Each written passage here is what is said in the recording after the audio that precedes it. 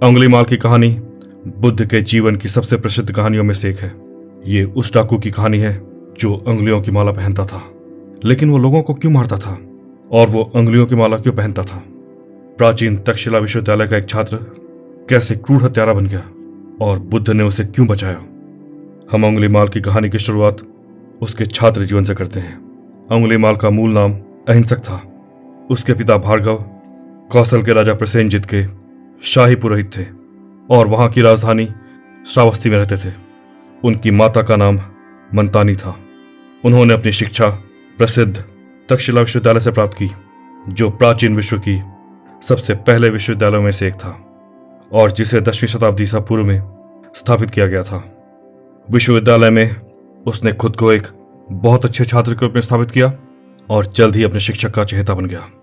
लेकिन विश्वविद्यालय में उनका सर्वश्रेष्ठ प्रदर्शन और अपने शिक्षक के साथ उसकी बढ़ती नजदीकियां अन्य छात्रों को पसंद नहीं आ रही थी।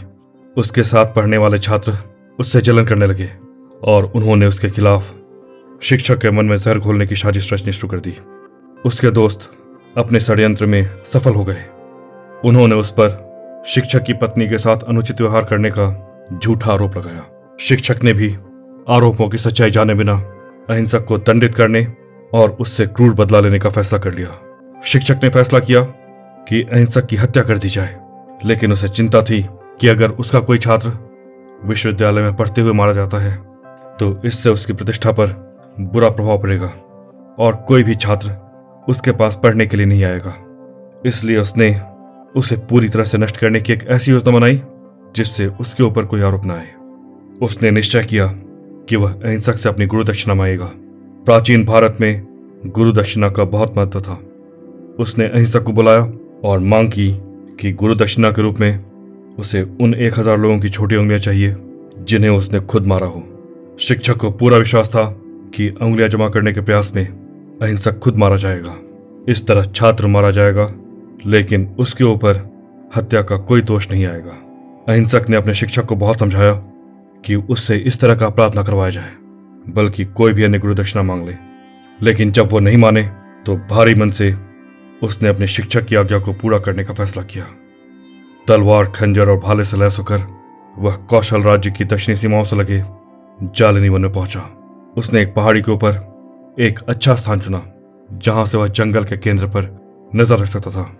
जहां उसने अपना अड्डा बनाया था वहां 8 सड़कें मिलती थी और वो स्थान हमेशा यात्रा करने वाले व्यापारियों से व्यस्त रहता था। उसने गुरु दक्षिणा के लिए यात्रियों को मारना शुरू कर दिया।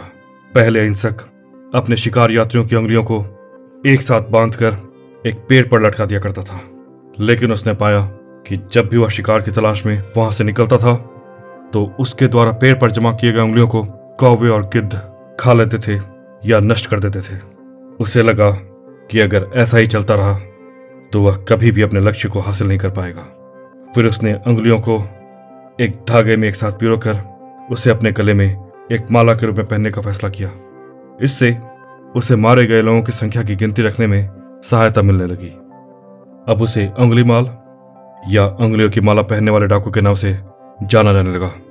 जैसे जैसे वह अधिक लोगों को मारता गया, उसके अंदर से सभी मानवीय भावनाएं खत्म होती चली गई और अब उसे निर्दोष लोगों की हत्या करने में किसी तरह की अपराध भावना नहीं आती थी। वह बहुत निष्ठुर हो गया था और अब उसे बच्चों की भी हत्या करने में कोई दया नहीं आती थी। उस जंगल के आसपास रहने वाले लोग अब जंगल की तरफ जाने से डरते थे। जैसे जैसे लगातार हो रही हत्याओं की खबर इलाके में फैली, व्यापारियों और गांव वालों ने जंगल के रास्ते से चलना बंद कर दिया। अंगुलीमाल का आतंक ऐसा था कि कौशल के सैनिक भी उस जंगल से गुजरने की हिम्मत नहीं कर पाते थे। जब उसे जंगल के अंदर शिकार मिलना बंद हो गया तो हताशा में अंगुलीमाल ने रात में जंगल के किनारे बसे गांव में जाना शुरू कर दिया। वह जबरदस्ती घरों में घुसने लगा और एक ही बार में पूरे परिवार को मार डालता था। उसके आतंक से धीरे धीरे जंगल के आसपास के गांव वीरान होने लगे। लोग जंगल के पास के गांव छोड़कर भागने लगे। अंगुलीमाल के आतंक से मुक्ति दिलाने की प्रार्थना लेकर वहां के ग्रामीण राजा के पास गए। राजा प्रसेनजित ने उन्हें आश्वासन दिया कि लोगों को अंगुलीमाल से मुक्ति दिलाने के लिए वह स्वयं उसे जंगल में जाकर मारेंगे। सारे श्रावस्ती में यह समाचार फैल गई कि अंगुलीमाल को मारने के लिए राजा बड़ी सेना लेकर जंगल जा रहे हैं। राजसभा में गांव वालों की बात सुनकर और उनसे डाकू का विवरण सुनकर पुरोहित भार्गव तुरंत समझ गया कि खूंखार हत्यारा उनका बेटा ही है। वह घर लौट आया और अपनी पत्नी से अंगुलीमाल और उसको मारने के राजा की प्रतिज्ञा के बारे में चर्चा की। अंगुलीमाल की मां मंतानी ने फैसला किया कि राजा के द्वारा मारे जाने से पहले वह अपने बेटे को जंगल से वापस लेकर आएगी। अगली सुबह वह जल्दी उठी और उठकर सबसे पहले अपने बेटे के लिए खाना बनाया। वह सूरज निकलने से पहले जंगल के लिए निकल गई ताकि कोई भी उसे जंगल में जाते हुए न देख ले। उस समय बुद्ध श्रावस्ती के जेतावन विहार में ठहरे हुए थे। अंगुलीमाल ने अब तक 999 उंगलियां एकत्र कर ली थी। बुद्ध ने देखा कि आसपास के गांव के लोग बहुत भय में जीवन बिता रहे हैं। चारों ओर पीड़ा और डर का माहौल था। बड़ी करुणा के साथ उन्होंने लोगों को अंगुलीमाल के आतंक से मुक्ति दिलाने का फैसला किया। उन्होंने अंगुलीमाल को धम्म के मार्ग पर लाने का फैसला किया। वह चालनी वन की ओर चल पड़े, जो विहार से 30 मील दूर स्थित था। रास्ते में किसानों और ग्रामीणों ने उन्हें जंगल की ओर जाते हुए देखा और उनसे जंगल में प्रवेश न करने की विनती की। उन्होंने उन्हें जंगल से दूर रहने की सलाह दी क्योंकि अंगुलीमाल क्षेत्र में बहुत सक्रिय था। उस दिन अंगुलीमाल भी सुबह जल्दी उठ गया। वह उत्साह से भरा हुआ था क्योंकि उसे अपने लक्ष्य को प्राप्त करने के लिए केवल एक और उंगली की आवश्यकता थी। उसने संकल्प किया कि वह उस दिन जिसे भी सबसे पहले देखेगा उसे मार डालेगा और अपनी 1000 उंगलियां पूरी कर अपनी गुरु दक्षिणा देने के लिए तक्षशिला वापस चला जाएगा। वह पहाड़ी से उतरकर सड़क के पास आ गया। अंगुलीमाल झाड़ियों में छुपा हुआ था। अचानक उसने देखा कोई सड़क पर चल रहा है। उसे दूर से एक बूढ़ी औरत आती हुई दिखाई दी।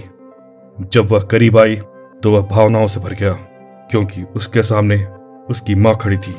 उसकी आंखें भर आई, लेकिन तुरंत ही उसके ऊपर उसके बुरे कर्मों का प्रभाव हावी हो गया और उसे याद आया कि उसे एक बड़े लक्ष्य को पूरा करना है। उसने अपना खंजर उठाया और अपनी मां को ही मारने के लिए आगे बढ़ा, जिससे वह उसकी अंगुली काटकर अपनी गुरु दक्षिणा पूरी कर सके। तब तक बुद्ध वहां पहुंच चुके थे। अचानक अंगुलीमाल ने उन्हें सड़क के दूसरी ओर धीरे धीरे चलते देखा। उसने देखा कि सन्यासी अकेला चला जा रहा है और उसके पास कोई हथियार भी नहीं था। उसने सोचा कि सन्यासी को मारना बड़ा आसान होगा। उसने फैसला किया कि वह अपनी मां की जगह अब उस सन्यासी को मारेगा और वह उनका पीछा करने लगा। बुद्ध ने अपनी शक्तियों के द्वारा रास्ते में एक माया उत्पन्न की ताकि अंगुलीमाल उनके पास न पहुंच सके। हालांकि बुद्ध अपनी सामान्य गति से धीरे धीरे चल रहे थे और अंगुलीमाल जितनी तेजी से दौड़ सकता था दौड़ रहा था, लेकिन वह बुद्ध के पास नहीं पहुंच पा रहा था। वह कई मील तक दौड़ता रहा, लेकिन वह उनके पास आने में असफल रहा। अब उसके पैर थक गए थे और उसकी सांसें फूल रही थी। हाँफते हुए और पसीने से तरबतर वह रुक गया और चिल्लाया, ठहरो तपस्वी, तपस्वी रुक जाओ। बुद्ध ने शांति से कहा, अंगुलीमाल, मैं तो ठहर गया, तुम भी रुक जाओ। अंगुलीमाल ने सोचा, यह सन्यासी मुझे अंगुलीमाल नाम से पुकार रहा है। इसका मतलब है कि इसे पता है मैं कौन हूं। सन्यासी अभी भी धीरे धीरे चला जा रहा है, फिर भी वह बोल रहा है मैं रुक गया हूं, जबकि वास्तव में मैं रुका हुआ हूं क्योंकि मैं बहुत थक गया हूं और मेरे पैर भी नहीं हिल रहे। लेकिन वह मुझसे कह रहा है, अंगुलीमाल, तुम भी रुक जाओ। अंगुलीमाल हैरान था। उसने सोचा कि वह स्वयं तपस्वी से इन शब्दों का अर्थ पूछेगा। उसने नजदीक जाकर सन्यासी की ओर देखा। अब वह उन्हें पहचान गया। उसने देखा कि वो महान तपस्वी कोई और नहीं बल्कि स्वयं बुद्ध थे जो उसकी मदद करने आए थे। बुद्ध ने उनसे कहा, अंगुलीमाल, मैं हमेशा के लिए रुक गया हूं। मैं सभी प्राणियों के प्रति दयालु हूं और मैं उन्हें किसी भी तरह का नुकसान नहीं पहुंचाता। लेकिन दूसरी ओर तुम जीवों के प्रति निर्दयी हो। तुम्हें जीवन के प्रति कोई दया नहीं है, इसलिए मैं बोल रहा हूं मैं रुक गया हूं, लेकिन तुम नहीं। बुद्ध के शब्दों पर गहराई से सोचने के बाद उसे उसके वास्तविक अर्थ का एहसास हुआ। उसका चेहरा चमक उठा और उसके हथियार उसके हाथों से गिर गए। उसने सड़ी हुई उंगलियों के हार को फेंक दिया और बुद्ध और धम्म की शरण ले ली। मंतानी थोड़ी दूर खड़ी होकर बुद्ध और अपने बेटे की बातों को सुन रही थी। जब उसने देखा कि उसका बेटा बुद्ध के सामने समर्पण कर चुका है तो उसे चैन आया। श्रावस्ती में यह समाचार फैल गया कि अंगुलीमाल भिक्षु बन गया है। कौशल के राजा को उसके बुद्ध के सामने आत्मसमर्पण की बात सुनकर बहुत राहत मिली। अब बुद्ध के निर्देश पर और संघ के नियमों का पालन करते हुए अंगुलीमाल गांव में भिक्षा मांगने जाने लगा, लेकिन उसे बहुत मुश्किल का सामना करना पड़ रहा था। बुद्ध के फैसले पर विश्वास करते हुए कुछ ही लोगों ने उनके प्रति अपना विचार बदला और उन्हें भिक्षा दी। ज्यादातर लोग अभी भी उससे डरते थे। जब वह भिक्षा के लिए गांव में जाता था तो अधिकतर लोग अपने दरवाजे और खिड़कियां बंद कर लेते थे। कुछ लोग तो उन्हें देखते ही भाग खड़े होते थे। बहुत सारे ऐसे दिन भी होते थे जब अंगुलीमाल को कुछ भी भोजन नहीं मिल पाता था। कुछ अन्य लोग उनके प्रति बहुत शत्रुतापूर्ण थे। वो उन्हें अपने परिवार के लोगों की हत्या के लिए क्षमा नहीं कर पा रहे थे। लेकिन अंगुलीमाल समझता था कि लोग उसके प्रति ऐसा व्यवहार क्यों करते हैं। उसके मन में किसी के प्रति कोई कठोर भावना नहीं थी। एक दिन जब वह भिक्षा के लिए जा रहे थे, उन्होंने गांव में एक गर्भवती महिला को दर्द से तड़पते देखा। वह अपने बच्चे को जन्म दे पाने में असमर्थ थी। करुणा में डूबे हुए वो बुद्ध के पास पहुंचे और उनके पास जाकर उस महिला की पीड़ा पर चर्चा की और उनसे मार्गदर्शन मांगा। बुद्ध ने उनसे कहा, तुम सत्य शब्दों की घोषणा करो जिससे उस महिला को मदद मिलेगी।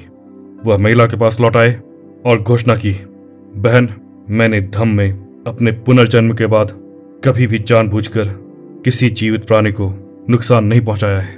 अगर मेरी बात सत्य है तो आप और आपका बच्चा दोनों सुरक्षित रहेंगे। उस महिला ने तुरंत आसानी से अपने बच्चे को जन्म दिया। बाद में अपने आध्यात्मिक पुनर्जन्म की सच्चाई के बारे में अंगुलीमाल के उद्घोष को अंगुलीमाल परित के रूप में जाना गया। इस परित का प्रभाव आज तक बना हुआ है और कई बौद्ध देशों में अंगुलीमाल परित को गर्भवती महिलाओं और नवजात बच्चों को आशीर्वाद और सुरक्षा प्रदान करने के लिए बोला जाता है। अंगुलीमाल अब गर्भवती माताओं के संरक्षक संत बन गए थे। वो अपनी ध्यान साधना को और तेज करने के लिए जंगल में चले गए। जल्द ही वो एक अरहंत बन गए। कुछ ग्रामीण यह भूल नहीं पा रहे थे कि अंगुलीमाल ने उनके परिवार के सदस्यों को मार डाला था। वो अंगुलीमाल को क्षमा नहीं कर पा रहे थे। वो समझ गए थे कि कानूनी तरीके से उन्हें न्याय नहीं मिल सकता, क्योंकि राजा ने उन्हें पहले ही माफ कर दिया था। उन्होंने खुद ही अपने प्रियजनों की मौत का बदला लेने का फैसला किया। एक दिन जब अरहंत अंगुलीमाल भिक्षाटन के लिए घूम रहे थे, उन पर पहले से घात लगाए ग्रामीणों की भीड़ ने हमला कर दिया। लाठी डंडों से उनकी बेरहमी से पिटाई की गई। जब भीड़ को लगा कि वो मर गए हैं तो वो उन्हें छोड़कर वहां से चले गए। गंभीर रूप से घायल अरहंत अंगुलीमाल ने अपनी पूरी ताकत जुटाई और वापस जेतावन विहार लौट आए। बहुत तकलीफ के साथ वह विहार के दरवाजे तक पहुंचे। बुद्ध ने उन्हें देखा और धीरे से उठा लिया। करुणा से उनका खून पोंछते हुए उन्होंने अरहंत अंगुलीमाल को ज्ञान दिया। बुद्ध जानते थे कि अंगुलीमाल के अंतिम क्षण आ गए हैं। उन्होंने उन्हें सांत्वना दी, बेटा, तुम अपने पिछले कर्मों का फल भोग रहे हो, लेकिन तुम धम्म में दृढ़ रहो। बुद्ध के शरीर का सहारा लेकर अरहंत अंगुलीमाल बैठ गए और अपने अंतिम शब्द कहे, बुद्धम शरणम गच्छामि, धम्मम शरणम गच्छामि। इन अंतिम शब्दों के साथ अरहंत अंगुलीमाल ने निर्वाण प्राप्त किया। चीनी यात्री फाहियान के अनुसार श्रावस्ती में स्थित अंगुलीमाल स्तूप उस स्थान को चिन्हित करता है जहां अंगुलीमाल का अंतिम संस्कार किया गया था। अगर आपको यह वीडियो अच्छा लगा हो तो कृपया इसे थम्स अप दें। हम बुद्ध के जीवन और हमारी बौद्ध विरासत पर लगातार नए वीडियो लेकर आ रहे हैं। यदि हमारे द्वारा दी गई जानकारी उपयोगी लगी हो तो इसी तरह के वीडियो के लिए कृपया चैनल को सब्सक्राइब करें। नीचे कमेंट सेक्शन में अंगुलीमाल के जीवन पर आप अपने विचार हमारे साथ अवश्य शेयर करें।